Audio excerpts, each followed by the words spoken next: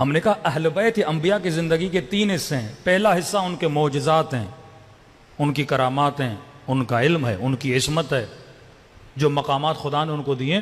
بھائی اس سے میرا کوئی لینا دینا نہیں ہے، کیونکہ میں نہ امام بن سکتا ہوں نہ معصوم بن سکتا ہوں. دوسرا ان کی زندگی کے وہ حالات ہیں، کیسے کپڑے پہنتے تھے، کیسے گھروں میں رہتے تھے، اس سے بھی زیادہ میرا لینا دینا نہیں ہے. تیسری چیز اہل بیت کی زندگی کے ان کے اصول، ان کے فرامین، وہ چیز ہے جس کو میں نے لینا ہے. اب 80% ہمارے ممبر پہ ان 2 چیزوں کی گفتگو ہوتی ہے، تھرڈ کی گفتگو نہیں ہوتی ہے، جس کا میری زندگی سے لینا دینا ہے. مولا علی ولی تھے، مولا علی امام تھے، مولا علی معصوم تھے. میں نہ معصوم بن سکتا ہوں نہ امام بن سکتا ہوں. وہ ان کے ذاتی فضائل ہیں جو ان کے ہیں. میرے لیے اگر علی ابن ابی طالب کی چیز، میرے لیے اگر کوئی پریکٹیکلی کام کی چیز ہے، وہ علی کی شجاعت ہے، وہ علی کی صداقت ہے، وہ علی کا قول ہے، وہ علی کا ایثار ہے، وہ علی کی یتیم پروری ہے، وہ علی کی سخاوت ہے، وہ علی کا انفاق ہے، وہ علی کی نمازیں ہیں، وہ علی کے روزے ہیں، وہ علی کی دعائیں ہیں. یہ میرے لیے پریکٹیکل ہے. اب ہم پریکٹیکل کو چھوڑ دیتے ہیں اور ان چیزوں کو پکڑتے ہیں جسے میرا کوئی لینا دینا ہے ہی نہیں. یہ بھی ایک تھوڑی سائیکولوجیکلی گیم ہے. کس اعتبار سے؟ اب 2-3 طرح کے لوگ ہوتے ہیں جو مجلس سننے آتے ہیں. پہلے لوگ کچھ لینے آتے ہیں، کچھ سیکھنے آتے ہیں، اپنی زندگی کو تھوڑا سدھارنے آتے ہیں. دوسرے رسمی لوگ 10 دن محرم کے ہیں، کچھ نہ کچھ ہم نے سننا ہے.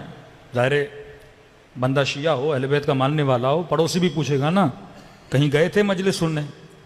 شرم آتی ہے آدمی کو، ہمیں گیا تھا، ہمیں مجلس سننے گیا تھا. دوسرا. تیسرا طبقہ فاسق طبقہ ہے، وہ بھی ہے ہمارے اندر. فاسق سنی میں بھی ہے، فاسق شیعہ کے اندر بھی ہے. شیعہ بمعنی عموم، بمعنی خاص نہیں بول رہا. کئی ایسے لوگ ہیں کہتے ہیں ہم شیعہ ہیں، سیاستدان ہیں مثلا.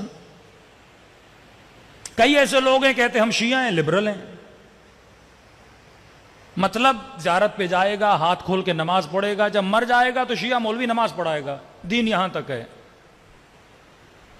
پیدا ہوگا کان میں اذان آئے گی علی ولی اللہ کی، مرے گا تو مولوی آ کے جنازہ پڑھا. اب جنازے سے پتا چلے گا یہ سنی ہے یا شیعہ ہے، مینٹلی یا لبرل ہے یا سیکولر ہے یا فاسق ہے. مطلب اتنا دیندار نہیں ہے، شراب بھی پیتا ہے، لیاذ باللہ زنا بھی کرتا ہے، عمل نہیں ہے. اب اس نے بھی تو مجلس سننی ہے نا. لاہور کے یہاں ایک بدکاروں کا محلہ ہے، وہاں مجلس ہوتی ہے. حیدرآباد میں بھی مجلس ہوتی ہے. اب یہ اس کی تاریخ ہے، وہ میں نے پچھلے سال بتایا تھا کہ ان کو کس طرح شیعہ بنایا گیا یا بولا گیا کہ یہ شیعہ ہیں. کئی ایسی ایکٹریسز ہیں، کئی ایسے سنگر ہیں پیدائشی شیعہ، ٹریڈیشنل شیعہ، پورا سال نہیں پتہ لگتا یہ شیعہ ہیں. محرم آتا ہے پھر وہی بات، مجلس پہ گئے، اب ہاں بھائی کالے کپڑے پہننے جانا تو ہے. اب اسے کیسی مجلس چاہیے؟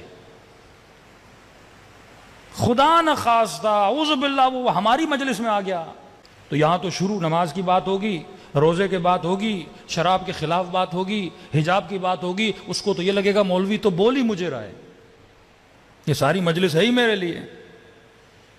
تو وہ قطعاً، کیونکہ انسان کو ٹوک انسان کو اچھا نہیں لگتی. اب ایک خاتون حجاب کرتی نہیں ہے، 4 اور خواتین کو ساتھ لے کر آ گئے اور مولوی پوری مجلس حجاب پہ پڑھ لے، وہ چاروں اس کو دیکھیں گی نا، دیکھ تیرے لیے پڑھ رہا ہے، دوپٹہ ہے نہیں تیرے سر پہ.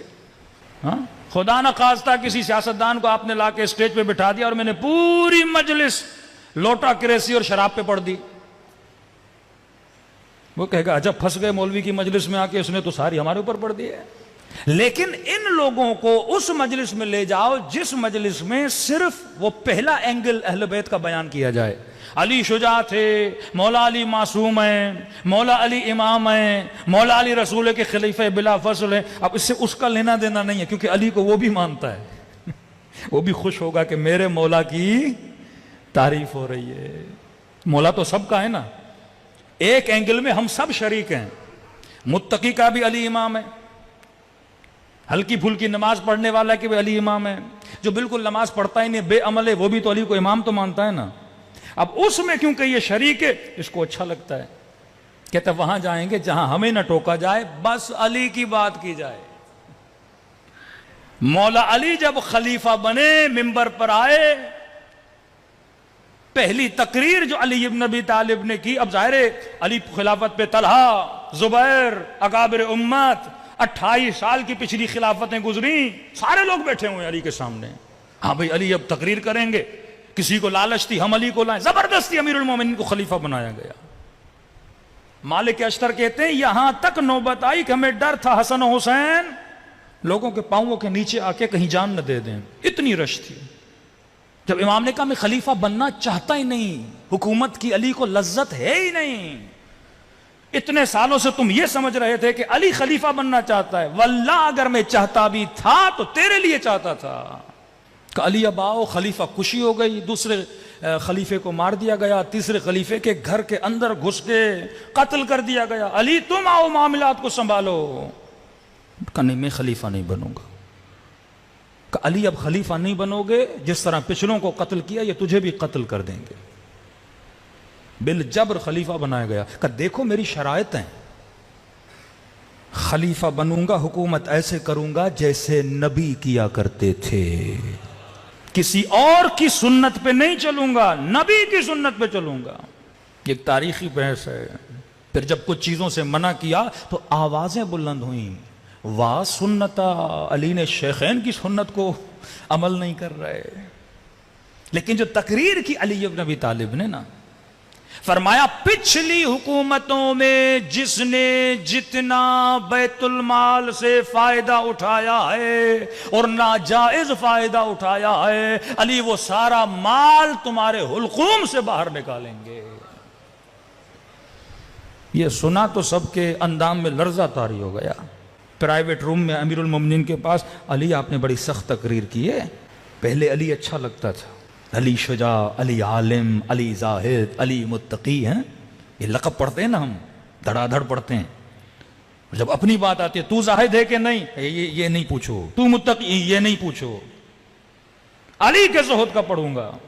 کہ علی دیکھیے تقریر بڑی سخت کی ہے، لوگ تو آپ کو چھوڑ دیں گے. کیونکہ کئی ایسے لوگ تھے حکومت میں آنے سے پہلے فقیر، حکومت میں آئے امیر. یہ چکر آج کا نہیں ہے، پرانا ہے. ایک پوری کتاب ہے کہ جتنے لوگ دنیا سے گئے ان کے اموال کتنے تھے. جناب زبیر کے پاس کتنا پیسہ، طلحہ کے پاس کتنا پیسہ، جب حکومتیں نہیں تھیں کیا تھا، جب آئیں کتنا بنا. مصر میں گھر ہے، مدینے میں گھر ہے، شام میں گھر ہے. ہزاروں درہم سونے کے سکے کے ارث میں چھوڑ کے جا رہے ہیں. مولا علی تو جیسے حکومت میں آئے تو کہا یہ میرا گھوڑا، یہ میرے کپڑے، جب حکومت کو چھوڑوں گا یہی چیزیں واپس لے کے جاؤں گا. تو کہنے لگے امیر المومنین ہم جانتے ہیں آپ بڑے عادل ہو، لیکن علی پچھلی حکومتوں میں جو ہوا اسے مت چھیڑو. ہاں آگے اگر کوئی کچھ کرے حساب پورا لینا. امام نے کہا وہ امام کیسا جو پچھلوں کو چھوڑ دے. دشمنی علی سے نہیں، عدل علی سے. علی آپ بڑے اچھے لگتے ہو لیکن سختی بہت کرتے ہو. بھائی آتا ہے تو مولا گرم لوہا اٹھا کے ہاتھ میں دے دیتے ہیں، تھوڑا میرا وظیفہ بڑھاؤ. علی تیرا بھائی ہوں. امام نے کہا جتنا دوسروں کو ملنا ہے اتنا تمہیں دوں گا. کہ نہیں تیرا بھائی ہوں. امام نے لوہا آگے کیا، بیچارے نے ہاتھ لگایا، فوراً پیچھے کیا. علی میں پیسے مانگنے آ رہا ہوں، تو جلا رہا ہے. کہ جب یہاں کی آگ برداشت نہیں کر سکتا میں تجھے جہنم کی آگ میں